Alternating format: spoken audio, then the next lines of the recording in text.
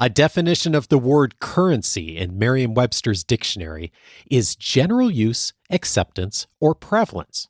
All of us want to be accepted and prevalent in the work we get to do. In this episode, how your reputation is perhaps the most important currency of all.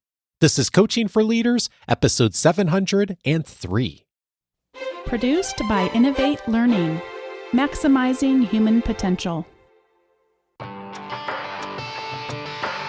Greetings to you from Orange County, California. This is Coaching for Leaders, and I'm your host, Dave Stachowiak. Leaders aren't born, they're made. And this weekly show helps you discover leadership wisdom through insightful conversations.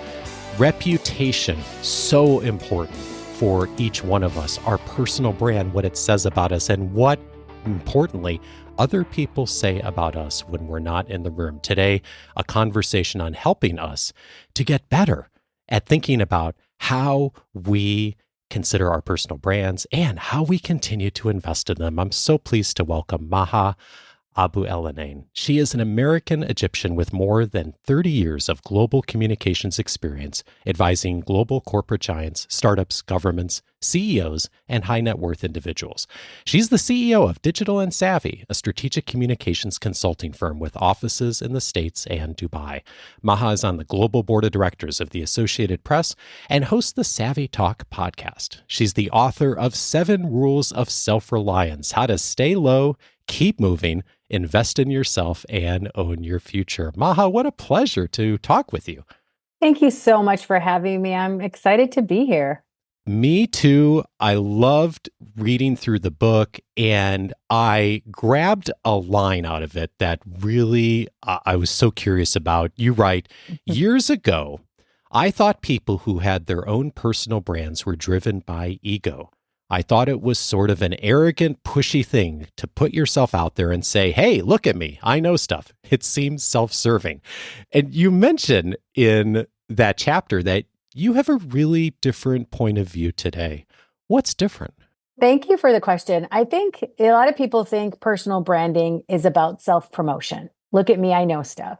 But personal branding is about leadership. Personal branding is not about self-promotion, it's about idea promotion. And I think it's about thought leadership. Like if you have unique skills and talents, you should share it with the world. I want you to think of the word personal brand the same as reputation. It's your reputation. And who doesn't want to care about their reputation? Who doesn't want to build their reputation? Who doesn't want to protect the reputation? So when I thought a lot about personal branding, I'm like, oh, I'm not a personal brand. That's what companies are. I'm not a personal brand. That's what celebrities are. I'm not a personal brand. That's what CEOs or high profile figures are. But I was wrong. And that's when I changed my thinking. I'm thinking today, my personal brand is my reputation. It's how I want the world to see me. It's how I want to show up at work. It's how I want my boss to perceive me, my employer to perceive me, my colleagues to perceive me. That's what your personal brand is. It's your reputation. That distinction seems so critical to me, of the distinction between self-promotion and leadership. And I think we've all seen the self-promoting person, right? And the ego-driven personality. But I don't know how much all of us have thought about the leadership part of it. Could you play out that distinction a bit? Like when you think about leadership, what does that look like and sound like? Yeah, so think about somebody who is really good at nutrition and offers leadership tips and advice and leads with thought leadership on how much protein do you need to eat in a day. You know, just having that idea, that thought leadership. If you have expertise, if you have knowledge, share it with the world. Do you know how to cook? Do you know about mobility and stretching? Do you understand how to change a tire in a quick way when you're stressed out? Do you have ideas that you want to share? That's thought leadership. And it's very simple. Anybody has unique talents and skills, but not everybody's using it to share their ideas, either in person or online or through a newsletter or their community or through organizations that they belong to. You have these unique skills and talents. You just need to use them. And it's not about promoting yourself. It's about promoting the ideas you have. Ideas. Yeah. Exactly. Yeah. It's not about self-promotion. It's about idea promotion. So one of the things that I learned from my father was put your head down and let your work speak for itself. You don't need to go out and promote your work and what great job you did or what project you were the rock star on. If you do good work and if you are consistent and if you are delivering and you're providing value to others, it will rise on its own. And that will then people will point and say, well, who did that? Or who did that work? Or who produced that? Or who created that opportunity? Then it comes to you. So that's why I feel like don't worry about promoting yourself. Put in the hard work, put in the effort, let your ideas be the star of the show. You invite us to think about reputation as currency. Tell me about that analogy. You know, money is something that we value, something that we need for our livelihoods. Money is something that we always worry about. How can we build it? How can we grow it? How can we have it? Right. And I want you to think of your reputation in the same way. Your reputation is the most important asset you own. It's your name. It's the only thing, Dave, that you were actually born with that you actually owned. You Yeah. acquired that jacket, you acquired the car, you acquired this laptop, but you are born with your name and it's your reputation. And so I'm like, treat it like a valuable currency. How to build it, how to protect it, what's its worth, what's its value. Have you ever thought to ask yourself, what is my reputation worth? Let's say we had another pandemic and you have to rely on your name and yourself for your livelihood. Could you do it? That's why I want people to think about how important it is to build your reputation, protect your reputation. You could have the best company in the world with the best products, the best supply chain, the best marketing, the best sales team. But if you don't have a good reputation, you won't have a business because people won't trust you. And trust is the cornerstone of a good reputation. And you get trust by having good relationships with people. I was thinking about that analogy of reputation as currency and like how powerful that is, because when you think about it, and money in particular is like a really interesting analogy for this, because money in and of itself is just colorful paper or metal Yes. coins, right? Like really, Exactly. that's what it is. And the reason it has value is because we all collectively and others, when we're trying to use it, recognize it as value. And I think like when I think about reputation, like there's such a great connection there, because reputation is strong when others perceive it as valuable, not how I perceive it. Yeah, I think the value equation in life is it's not what I think it's valuable. I think it's what you think it's valuable, right? Yeah. So when you come to think about, and this is one of the principles I talk about in the book about being a value creator and try to create value for other people, being of service to others, making deposits in other people's trust banks. That's what creating value is. And if I'm thinking about my relationship with you, Dave, I have to listen. What do you care about? What keeps you up at night? What are some challenges you're facing? What are some things that are high priority for you? And then if I want to be a value creator, I think, how can I deliver that? What are some of the things that I understand that Dave values? And then how can I deliver that? So focusing on the things that you care about, not what I care about. Even at work, leadership, coaching, when you're talking about coaching for leaders who are effective at their jobs, understand how to create value for their business, how to create value for each other, how to create value for your colleagues. And it starts by doing things that the other person cares about, not what I care about. Yeah, indeed. And you said this a few moments ago, and I'd love to loop back on it, that you and I have both heard people say, well, I don't really need to. Sometimes they say this explicitly and sometimes they just sort of say this contextually, but I'm not a company, so I'm not a brand. Like I don't really need to think about that the same way. When you hear someone say that, how do you respond to invite them to think about it a little bit differently? Personal brand equals reputation. So you don't care about your reputation? Because even within my friends that I talk to them about this all the time, they're like, I'm not a company. I don't have a business. Yeah, but you have a reputation at your country club or your community or your gym or with your friends or your neighbors. Your reputation is your personal brand. It's, Jeff Bezos said it best, like it's what people say about you when you're not in the room.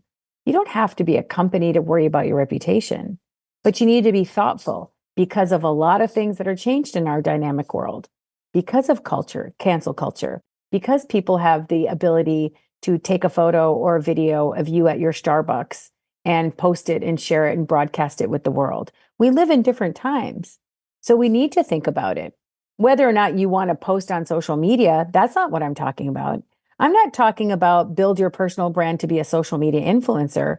I'm talking about being intentional about your name, your reputation, how people perceive you, and what you're doing to proactively shape it.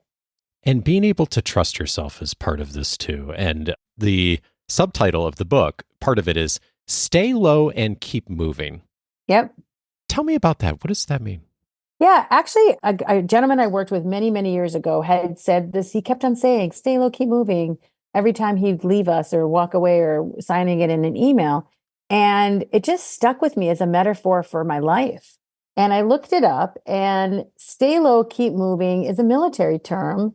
So when you're on your stomach and you're on kind of all fours and you're trying to avoid getting hit by targets, they just tell you to stay low and keep moving so you don't get hit by arsenal. But the reason I took it for a metaphor for life is stay low, put in the effort, put in the hard work. Don't listen to the distractions. Don't listen to the naysayers. Stay low and focused on what you care about, because there'll be plenty of people in your life that you will meet. They're going to tell you, you can't do that. It's not going to work. Distract you from your goals to work on theirs. So stay low is a meaning of stay focused, put in the effort, put in the hard work. No one is an overnight success. You have to put in the reps. You got to put in the time. Keep moving has to do with the world we live in. Setbacks, obstacles, problems, struggles, relationships, family. There's all kinds of things that can keep us from staying low. And so what I'm trying to say is keep moving. Try to win the first day, then try to win the next day. So despite the fact that you're going to have setbacks, you're going to have obstacles, you're going to have economic downturns, you're going to have recessions, you're going to get sick, you're going to fail, keep moving. So the message of stay low, keep moving is to inspire you to put your head down, put in the effort, don't be distracted, and keep moving, because despite all the obstacles, you're going to get through the other side and things will work out if you stay low and keep moving. You identify 3 qualities of a strong personal brand. And the first one is authenticity. And I think people sometimes mishear the good advice on authenticity that I've heard from you and others, that it's about revealing your personal life. And it's not that we should never do that, but I think that's not really the message about authenticity, is it? Yeah, I think just like the easiest way to build an effective personal brand is to be you and not have to fake it till you make it, or try to be this internet persona or an real life persona. So being authentic means that you're just going to try to be consistent to who you are. Like who you see, who in real life is who you see on social media, because how you treat people, how you treat customers, how do you treat employees, how do you treat colleagues, you got to be consistent and be authentic. And the authenticity is just being true to who you are. What are your values? What do you care about? How do you consistently practice them? And people see through that. Like we live in a world that's very transparent, and people want to see the real thing. They don't want to see polished and produced or fake insights. And you said that word consistency a few times, and that's one of the other qualities you identify as a strong personal brand. And it's not just about what you are sharing, talking about, doing, but it's the who you are in different venues, you say. That seems so critical, thinking about this and what consistency means. Yeah, because think about it, Dave. The way you talk to your mother is not the same way you talk to your daughter, the same way you talk to your colleague, or same way you talk to one of your best friends from high school. So everybody has different audiences that they talk to. So the way that you tailor your message has to be relevant to that audience. And so I feel like how we conduct ourselves at business is different than how we might talk to our best friends. And so knowing the difference, having that self-awareness of how to be authentic to who you are, but tailor your message to be relevant to the audience you're trying to speak to and connect with. Yeah. And I think it's really hard for a lot of folks to think about, like, okay, how do I be consistent with who I am. And yet I do show up in these different venues that are really different. Like you said, it's a very different conversation when I'm talking with one of my parents versus meeting other parents on the soccer field versus having a conversation at work versus talking with a customer. The common thread, the things that stay true to who we are. Yeah. How do we find that and identify that? Okay. The common threads in staying true to who we are is it's a process, right? Like asking ourselves difficult questions on what do we stand for? What do we want people to know about us? How do we want to tell those stories? So I feel like it's like, first of all, it's like asking yourselves questions like, what do I value? What am I consistent doing? I think that's a good place to start. Yeah, indeed. And purpose. Also, one of the key things you say is so important with a brand. And you're right. One of the easiest ways to be consistent with your personal brand is knowing what your purpose is and what you stand for. And we've all seen purpose mission statements up. Some people have written them down for themselves, but it's really just the knowing, like, what am I doing? What do I stand for, right? Yes, I think it took me a long time for me to develop my purpose. My purpose is to help people communicate better. But I didn't just get there overnight. I had to look at what was I consistently doing? What jobs did I find the most joy in? Where did I achieve the most success? So finding your purpose could be very simple. My purpose is solving problems. My purpose is to make people feel better. My purpose is to connect people with others I feel a lot of satisfaction with that. So your purpose doesn't necessarily have to be something related to your job.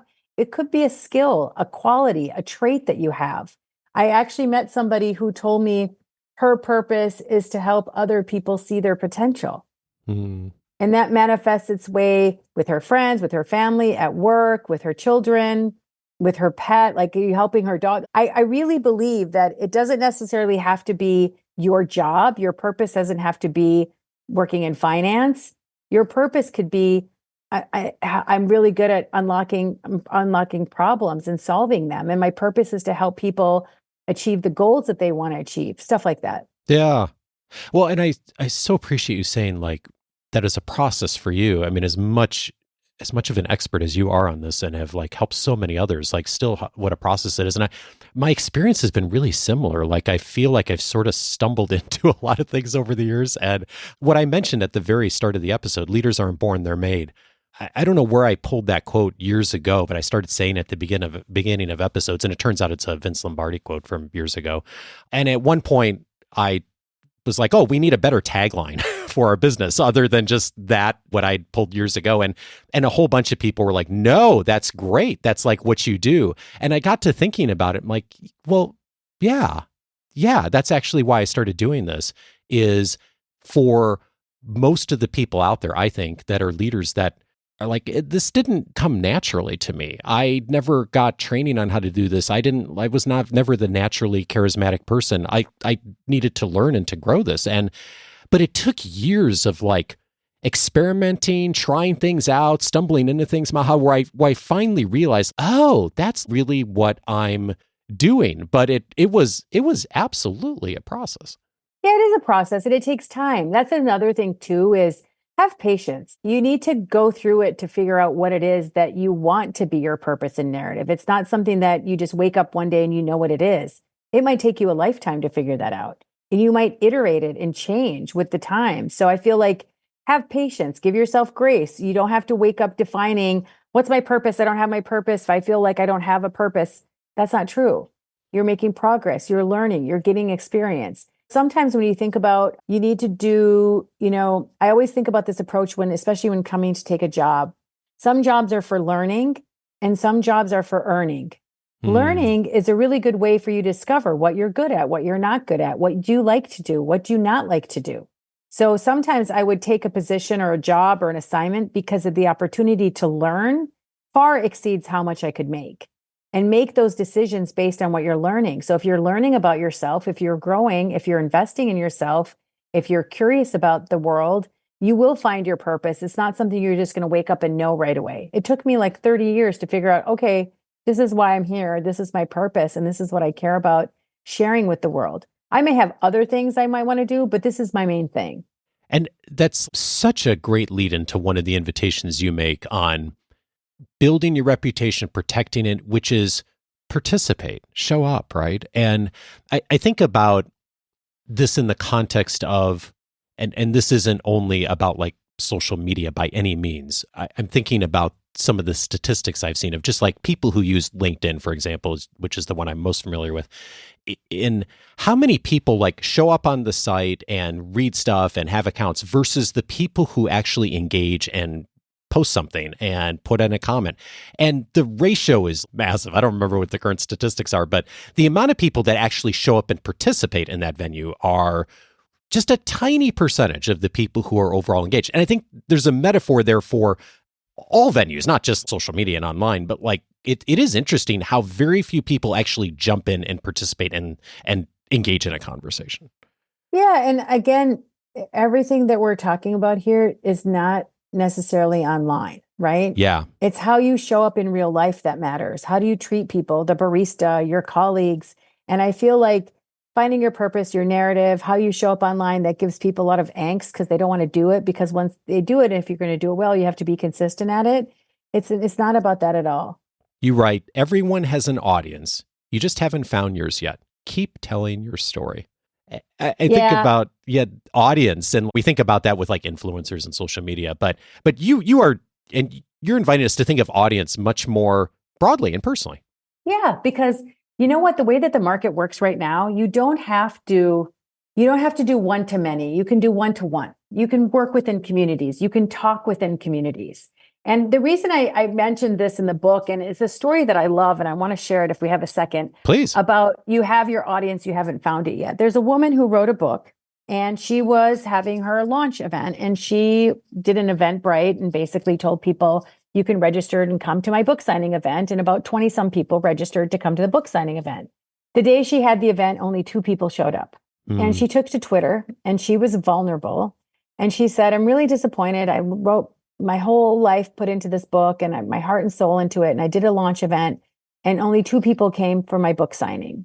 And because she posted that, the internet did what the internet does. Everyone found this tweet, and the largest authors in the world, the Margaret Atwoods, the Stephen Kings, very famous authors, started talking about their first experience and when they went to their book signing and launched their books and nobody showed up. And obviously they're acclaimed writers right now.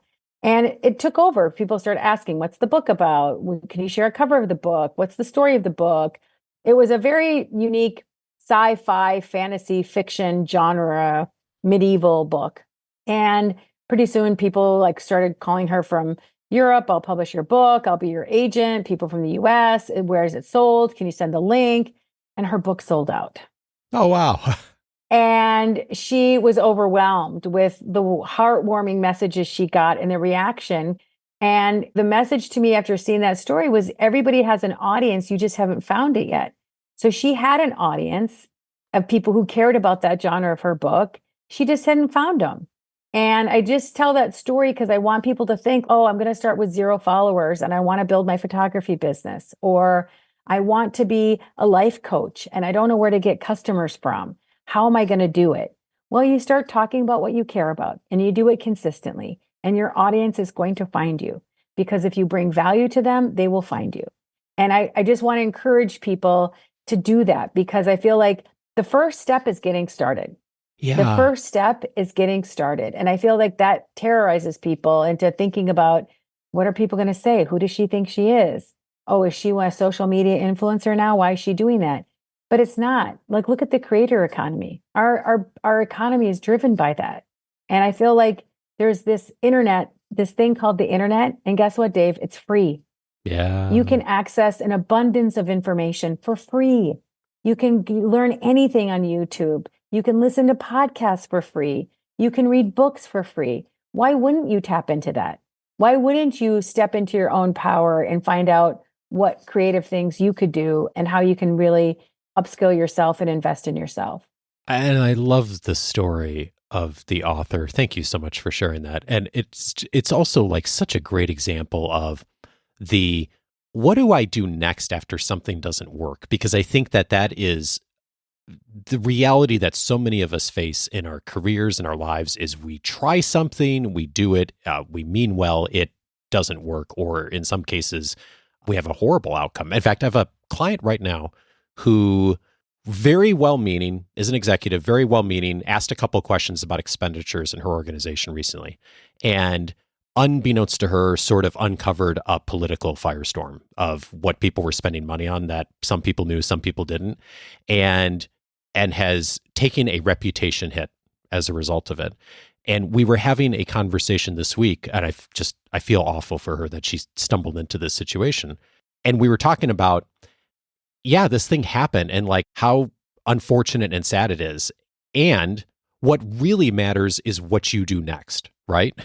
What really matters is the conversations you have now. Like a lot of people have kind of like said in an organization like, oh, okay, it happened, whatever. And they've sort of just swept under the rug and they're moving on. And we were like, no, actually go have some conversations proactively with the people who feel like they were wronged by you and talk it through, because otherwise you leave that impression of what happened that doesn't match who you are. Yeah, I mean, everyone's vulnerable to a crisis at any moment, right? With something on social media, with their business or their brand, a situation that they see. And I think that because we live in a transparent world and we see what's happening in the internet, we want information in real time. We want answers in real time.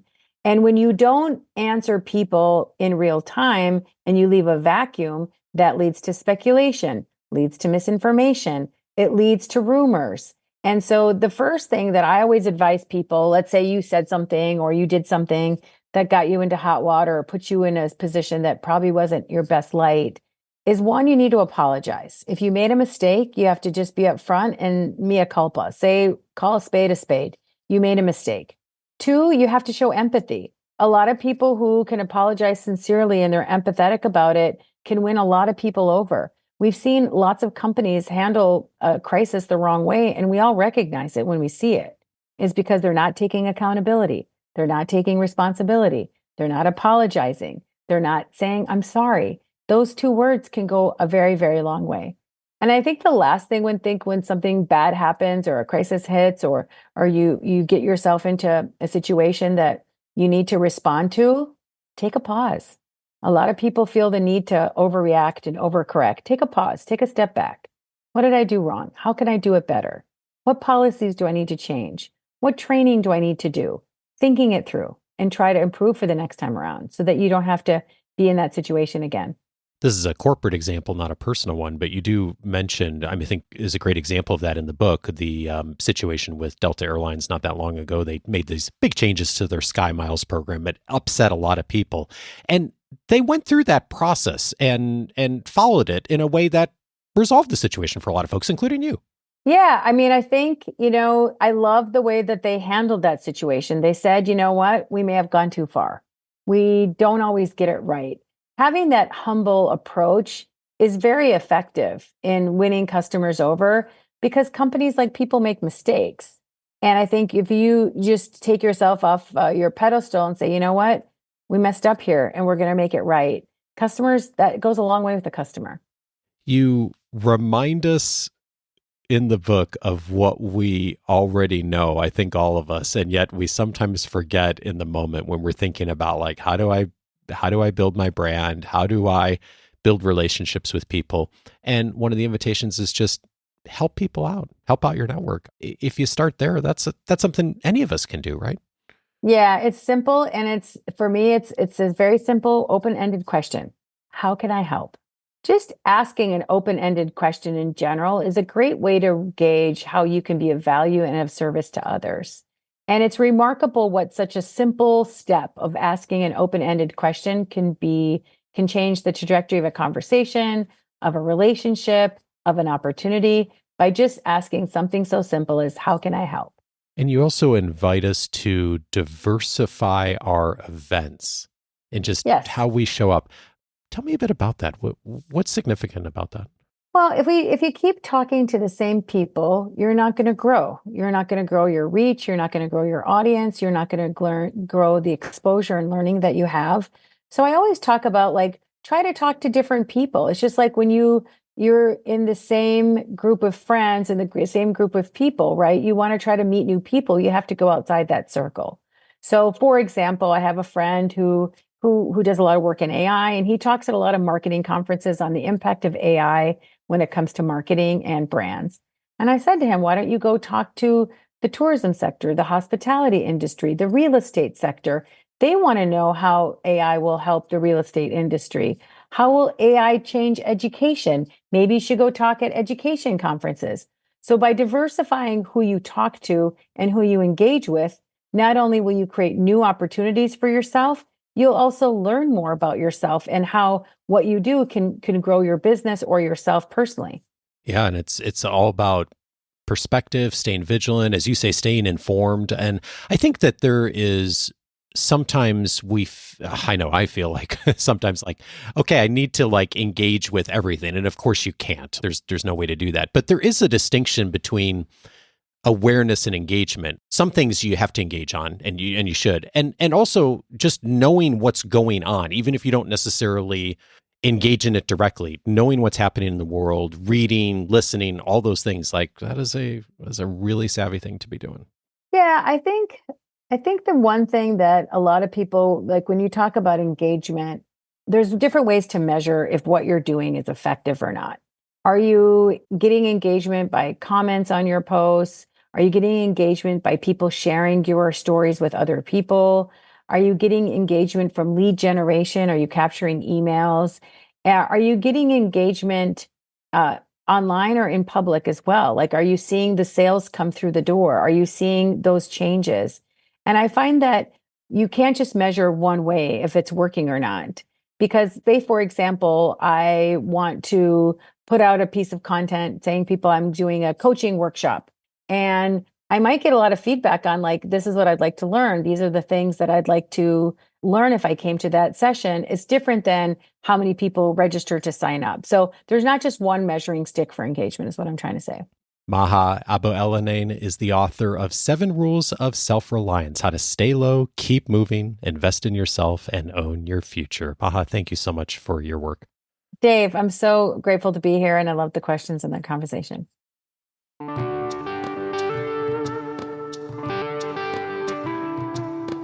If this conversation was helpful to you, 3 related episodes, all with a nod to reputation that I think would also be helpful for you to listen in on. One of them is episode 526, Making the Case for Your Promotion. Mae Bush was my guest on that episode. We talked about what are the tactics and also the mindsets that are most important when you are at that career point when it's time to make the case for your promotion. And Mae and I talked in that conversation about how to do that, her experience, how she's helped others to do that well. It was such a great compliment to this conversation. Episode 526 for more of the tactics on that.